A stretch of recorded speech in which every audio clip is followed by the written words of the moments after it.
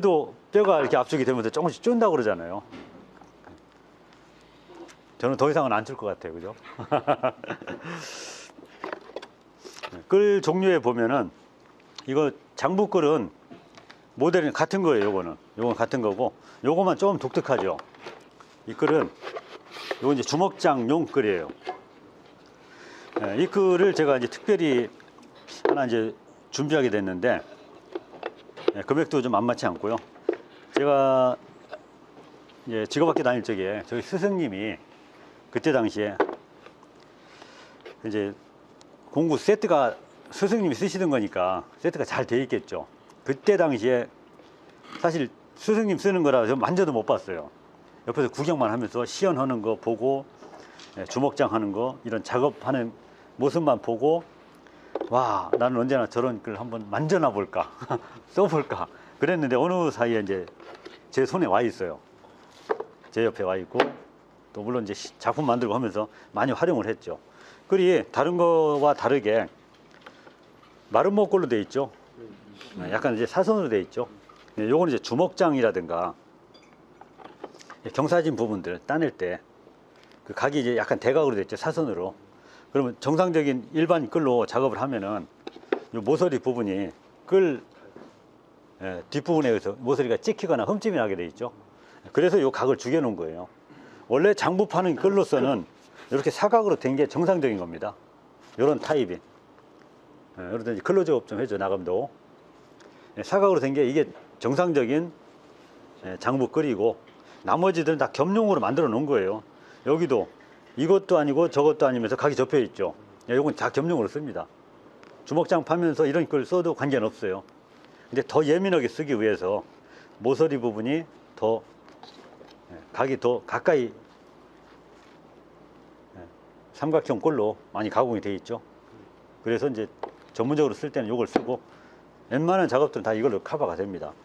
하지만 이런 장부파고 할 때는 이때는 이 끌이 정상적이라는 거예요. 이렇게 들어가는 게. 그래서 앞뒤가 경사가 없이 장부용 끌은 이렇게 각이 져 있다는 거. 네모났습니다. 그것도 편하고, 장부의 작업을 진행하면서 옛날에 뭐 이런 살 작업할 때도 그랬고, 지금 이제 이런 장맞춤 할 때도 여기에 맞는 이제 12mm 끌을 썼겠죠. 쭉 장부 작업을 하면서 그 길 찾아가는데 훨씬 편해요. 지금 쓰시는 그런 철막 끌도 뭐 장부 파고 오는 데는 전혀 문제가 없어요. 요거하고 요거는 이제 세트로 구성이 되어 있는 거고요. 두 개가. 이 파우치도 이 가죽입니다. 이거 가죽으로 만든 거예요. 자, 그리고 이제 끌이라는 게 이제 저희가 또 지금 요즘 작업을 하다 보면 자주 안 쓰게 되죠. 그래서 안 쓸 때는 또 뭐 손질해서 뭐 기름을 발라줄 때도 있고 뭐 그래요. 자루 같은데 여기도 뭐 약간의 뭐 다른 작업하고 뭐 하다 보면 어떤 때는 한참 동안 이제 손을 못 댈 때도 있어요. 그리고 보관된 장소에 따라서, 환경에 따라서 약간 변형도 생길 수 있고 그런데, 여기도 약간 뭐 녹의 흠집이 보이는데 뭐 이 정도는 뭐 쓰는데 전혀 문제 없습니다. 그리고 제가 뭐 공구를 이렇게 쓰고 하면서도 어떤 외관이나 이런 거 그렇게 신경을 안 써요. 저는 중요한 게 이제 날물이거든요. 날이 중요하지 뭐 다른 데 뭐 그렇게 신경을 안 씁니다. 날물하고 gen기 손질은 철저하게 하죠. 날 연마하고, 연마만큼은 날을 연마를 어떻게 잘 하느냐에 따라서 뭐 가공하면서 그런 시간이라든가 우리 작품의 이제 퀄리티도 날 연마에서 이제 다 결정되는 거고요. 자, 또 이제 또 보여드릴게요. 뭐가 있냐면은 이제 장부 맞춤에 있어서 여기서 한번 살짝 한번 고민 좀 한번 해봅시다. 이제 가구하고 이 짜맞춤이라는 게 가구하고 창호 두 가지가 있죠. 그러면 가구 쪽이 더 고난이도일까요? 아니면 창호 쪽이 더 고난이도일까요? 난이도로 보면 왜 창호가 고난이도여야 돼요? 계속 똑같이 이제 모양이 나오니까 경고 선도 있어야 이렇게 보면 돼요. 자, 건물을 지어지면은 건물은 거의 정적이죠. 건물은 딱 기둥 위에 뭐 어떤 구조체로, 목 구조로 얘기하면은 건물은 딱 한 자리에 서서 이제 거기서 지탱되는 거는 어떤 지진력이나 풍력 뭐 이런 거에 대해서 지탱을 해주면 되는데, 그러니까 제자리에 딱 자리 잡고 거의 움직임이 없다고 보는 거죠. 누가 건들기 전에는 어떤 천재지변이 아니면은. 그런데 이 창호 부분은 항상 움직여요. 그리고 예전에는 여기에 뭐 어떤 접착제라든가 그런 것들이 전혀 없었어요. 물론 악교라는 게 있었어요. 악교가 있었는데 그런 것들은 그 따로 이제 가구 만들 때 어떤 막 서랍 짜고 앞에 알판 붙이고 이런 데서는 썼었습니다. 그리고 오동 판재 같은 거 제재를 해다가 뭐 괴짝 같은 거 짤 때 그걸 붙이는 데는 썼었어요. 그런 정도로 썼었는데 나머지 이 창호 쪽에서는 거의 악교도 안 썼어요. 그러니까 짜맞춤에 의해서 쐐기에 의해서 이 창호들이 그 전통 화록이나 뭐 궁궐 오래된 사찰들 가보면은 창호 부분이 그대로 아직도 형태 유지하고 있죠. 부분적으로 이제 보수를 할 때 부분 보수를 할 때는 있어요. 창호 같은 것들이 관리를 하다가 어떤 때 가보면 이제 많이 개방해 놓고 문을 열어놨죠. 그러다 막 바람이 불거나 태풍이 불고 막 이럴 때 문이 언제 충격을 받냐면은 문이 탁 닫힐 때, 꽝 하고 닫힐 때가 있죠. 그때 많이 문이 훼손이 돼요. 그러니까 지금 이제 목수리 하시는 분들은 앞으로 이제 문짝에 대해서 많은 생각을 해야 돼요. 집에서 문을 쾅 닫을 때는 어때요? 분위기가 썰렁하죠. 언제 문이 쾅 닫는 소리가 나요? 그렇죠. 엄마가 화났을 때. 집에서 엄마 화나면 문이, 아빠는 아빠도 그래요? 집에 누군가 이제 좀 분위기가 이제 냉할 때 이제 문 닫는 소리부터 다릅니다. 문 앞으로는 문을 살짝 닫아줘야 되고요. 제가 이제 사무실하고 이 동선 계속 움직인다고 그랬죠. 하루에 8km 왔다 갔다 합니다. 제가 움직이면서도 수업하면서도 문 닫는 소리를 안 내요. 제가 닫을 때도 열 때도 살구머니 열고 닫을 때도 살짝 닫아주고. 이제 목수는 그렇게 해야 돼요. 집에 가서 복이 나가요. 문을 세게 닫으면. 전통 문짝 같으면 어떻게 되겠어요? 이거 쾅쾅 닫고 그러면은 다 쏟아지죠. 살 쏟아지고 울거미 빠져나가고. 이제 창호 부분 할 때 또 공부를 하겠지만 문은 살짝 닫아주고 점잖게 닫아주고, 그건 매너입니다. 그거는 더군다나 이렇게 단체 생활하면서 이거는 하나의 또 옆에 사람을 위한 하나의 배려 차원이에요. 문은 얼마나 잘 닫느냐, 그거는 얼마나 조심스럽게 닫아주고 하는 거 되게 이제 그 매너, 본인 매너에 속합니다. 그러면 그렇게 되니까 문짝이 많이 움직이죠. 움직이고 또 직구전 꼬맹이들은 어떻게 돼요? 막 매달리기도 하죠. 그리고 그거 아니더라도 문짝에 대한 그 자중이, 문짝이 자중이 또 많이 차지를 하죠. 목재지만 중력에 의해서 처짐도 발생되고.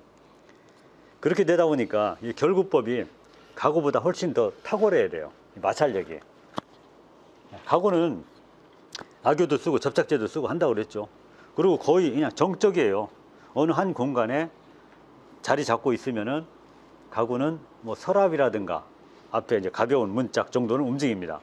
그런 정도 되는데 전체적인 구조 틀로 보면은 거의 한 자리에 남아 있게 돼서 뭐 움직이거나 그거에 비하면은 창호 쪽이 훨씬 더 피로도가 많다는 얘기예요. 그래서 이런 기법들이, 복잡한 이런 기법들이 만들어진 겁니다. 자, 여기 이 장부가 맞춤이 되면서 이 쌍장부에다가 만나는 접촉 부위가 몇 군데나 돼요. 개수가 꽤 많죠. 요 마찰력으로 이제 창호가 버티는 겁니다. 여기서만 보세요. 지금 여기서만 딱 바라다 보이는 게 접촉되는 면이 여기서만 봐도 4개짜리 4개, 8개가 되죠. 이 내부에 또 있죠. 여기 있죠. 여기 있죠. 여기 있죠. 이런 것들을 따져보면은 10개 이상의 그 접합되는 그 마찰력으로 버텨주는 겁니다.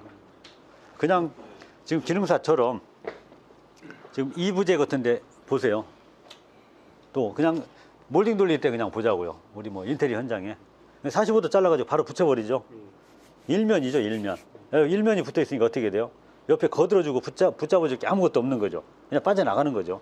그러니까 이제 타카를 쏘거나 뭐 다른 접착제 이런 주변의 도구를 이용해서 주변에 도움을 받아서 그게 붙어 있는 거지. 그렇지 않고 사실 한 3면만 붙잡고 있다고 보자고요. 지금 이부제처럼 본드 안 바르고 조립해서 타이트하게 들어가면은 이부제 결구가 되는 거죠. 근데 혼자 힘으로 그게 버틸 수도 있는 것도 아니죠. 그래서 입구자 모양으로 어떤 틀이 프레임이 형성돼서 서로 붙잡고 잡아주고 도와가면서 한 틀이 프레임이 형성되는 거거든요. 그 중에 한 부분입니다. 요게 요런 과정이 그 중에 하나라고 보시면 되고, 그러니까 이제 끌 작업이라든가 이런 장부 맞춤이 얼마나 정교하게 해줘야 돼요. 요것도 지금 제가 일부러 빼려고 느슨하게 한 거죠. 실제적으로 본 작품 들어가면은 또 타이트하게 들어가 줘야 돼요. 그렇다고 또 무리하게 타이트하게 들어가면 또 어떻게 될까요? 터져버려요. 그 적정한 그 타이트함으로 붙잡고 있어야 오랜 세월 동안 이제 버틸 수 있는 거죠.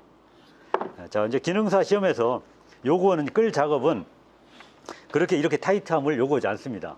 그리고 또 기능사잖아요, 수준이. 그러니까 끌 작업은 편하게 하셔도 돼요. 9mm 끌로 장부를 10mm 장부를 지금 10mm 끌로 쓰고 계시죠? 10mm, 그리고 9mm 쓰시는 분도 계시죠? 무장 끌로 없어요? 비싸라서. 아, 그러면 이제 나중에 숫돌로 뭐 다이아몬드 숫돌 있고 그러니까 약간 옆에 갈아서 치수를 약간 줄여줘도 관계없어요. 그리고 뭐 10mm 끌로 해도 관계는 없습니다.